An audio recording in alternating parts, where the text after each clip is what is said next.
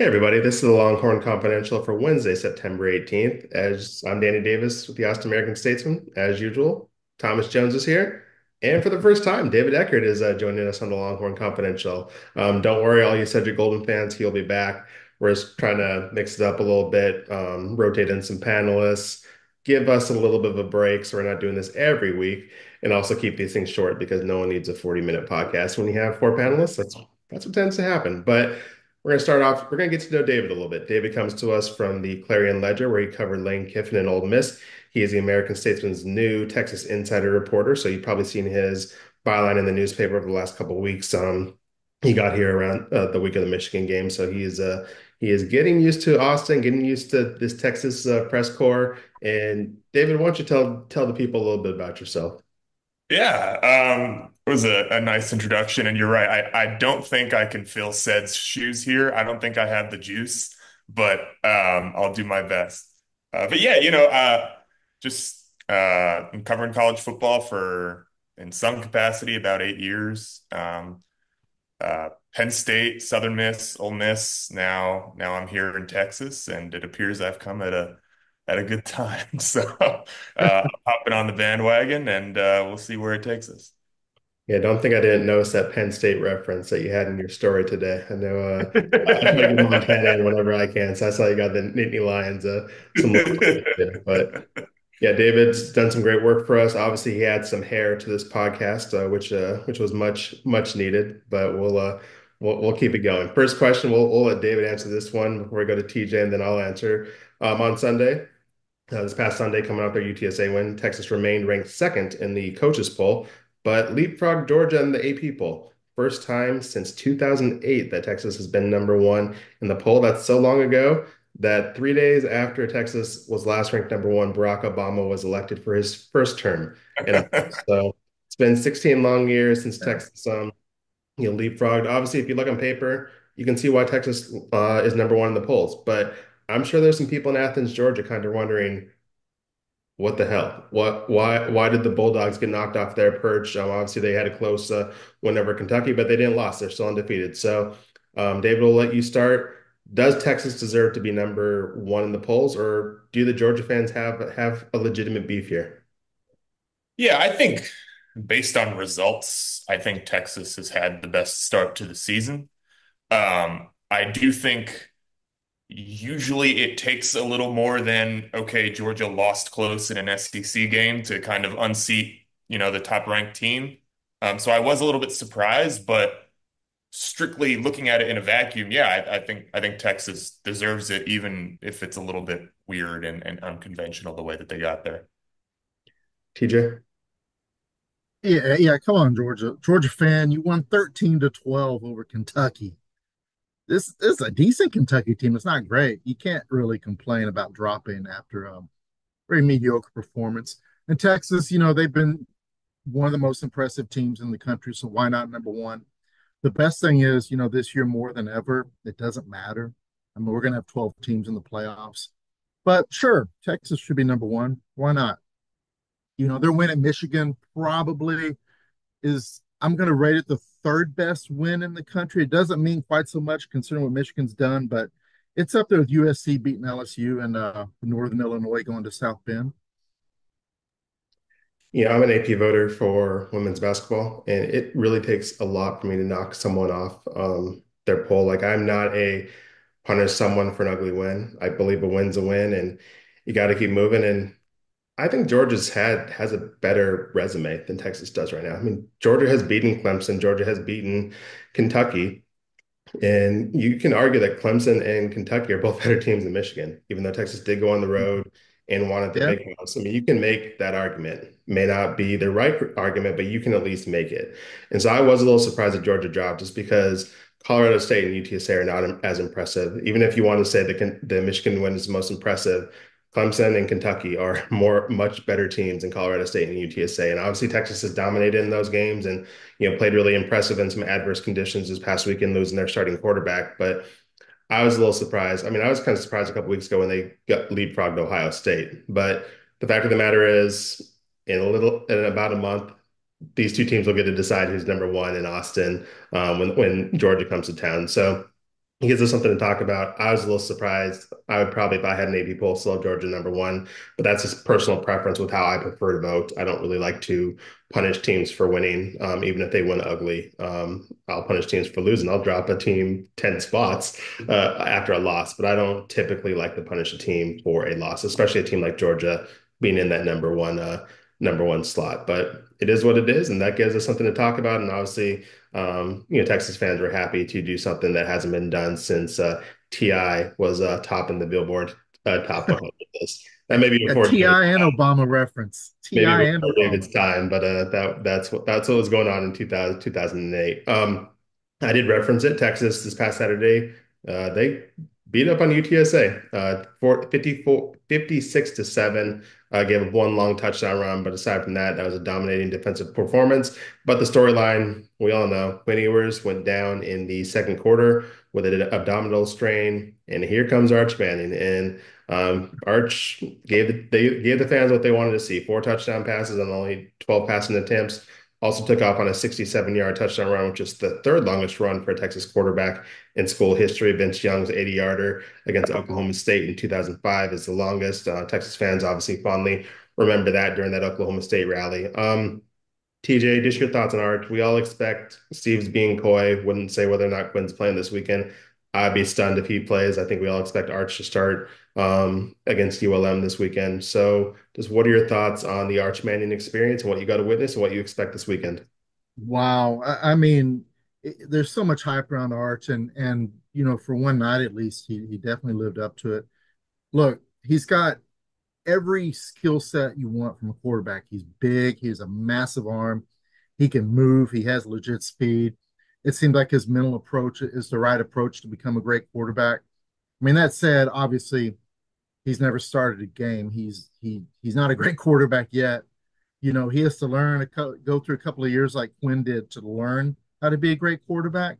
But all the tools are there. I mean, what we all see, not everyone has that skill set. He's a special young man, and I think he's on the way to stardom. He's not there yet, and he won't be this year because Quinn's the starter.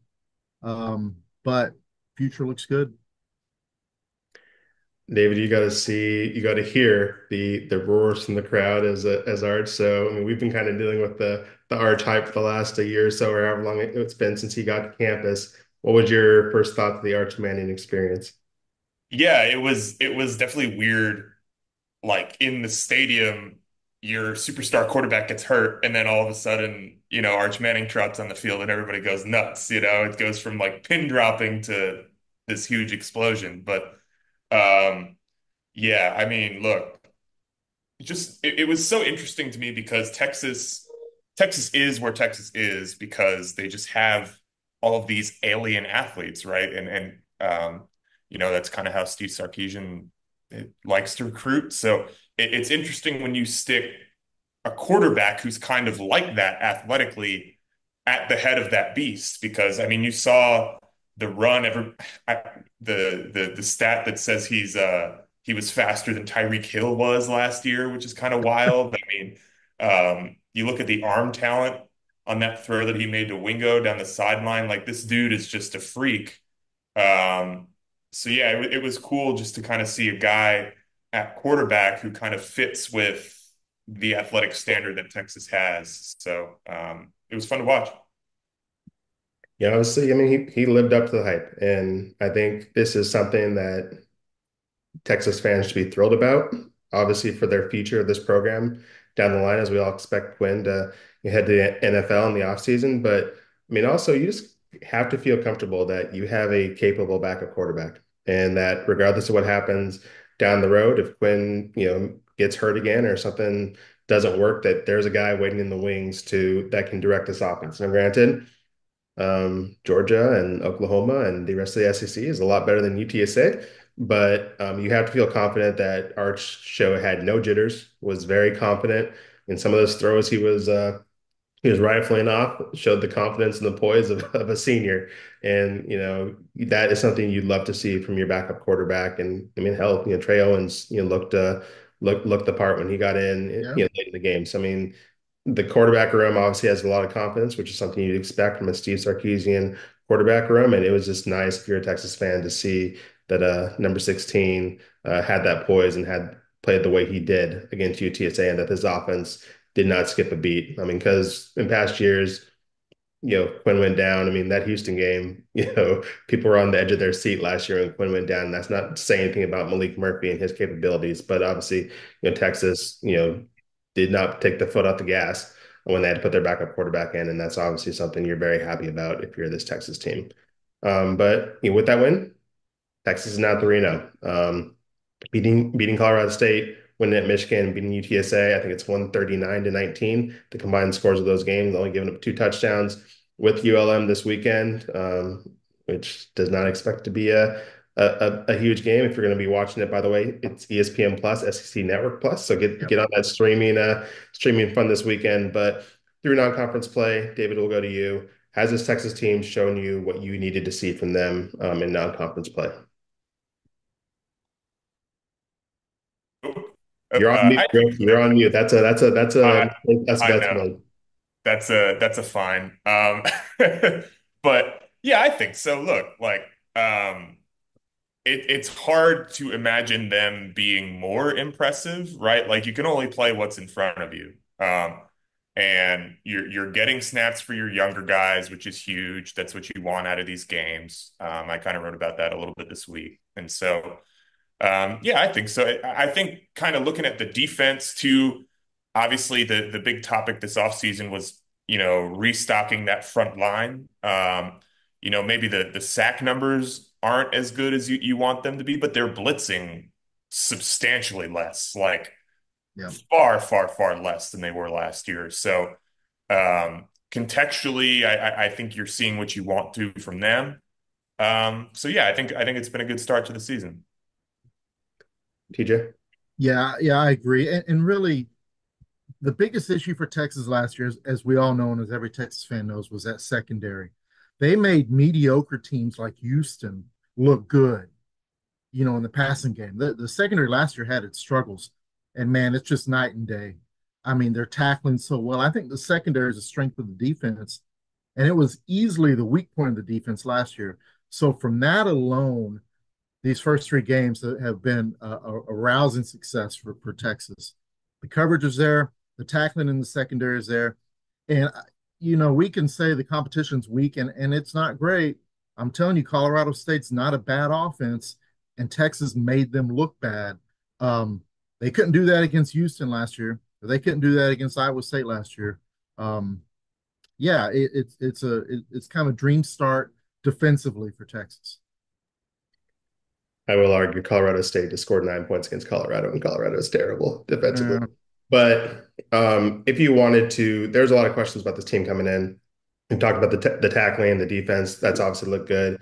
There was a lot of questions about how Quinn and/or Arch would fit in with this new look receiving core, and that has looked pretty spectacular the way they've spread out, and these new guys have fit into this passing attack. And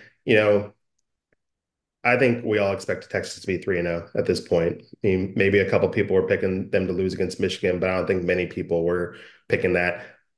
I've been most impressed with just how they've kind of held their composure, or how they've handled themselves off the field with all these expectations, with all the weight of what people were expecting this season, just off the field. This is a confident group. This is a group that also essentially doesn't care that they're 3-0, that they don't care that they're number one. I mean, it's nice. I'm sure they've put some stuff up on their social media about it and stuff like that, and gotten some pats on the back when they're walking around campus. But this team has stayed focused on January 20th. They all know what that date means. And I've been pretty impressed with how they've handled themselves in press gatherings. I always kind of chuckle to myself a little bit when Michael Taft seems like the angriest person in the world that they've given up a long touchdown run to UTSA, or that Michigan scored that late touchdown against their backups, or scored late in that game. Michael has taken that very personally, which I get a chuckle out of, but at the same time, and that's what you want from your senior leader. You want them angry that they didn't win 56-0 as opposed to 56-7. You want them angry that they gave up a late touchdown on the road at a top 10 Michigan team. So I've been pretty impressed with just how they've handled themselves overall. More, maybe more, even more impressed with how they played on the field. Although defensively, they've answered a lot of questions that we had about that team. But that's gonna do it for us. We're gonna get out of here. I know David has to go jump on the SEC media call. I think TJ is doing that too. Luckily, I get that off, so I'm gonna go do some writing. But very busy week on campus. Volleyball, they're at Baylor tonight. They'll be at home against Hawaii on Friday. Soccer team starts the SEC play on Thursday against Alabama. Obviously, the football team has ULM coming in this weekend. Once again, get that streaming services up because that's not going to be on traditional TV.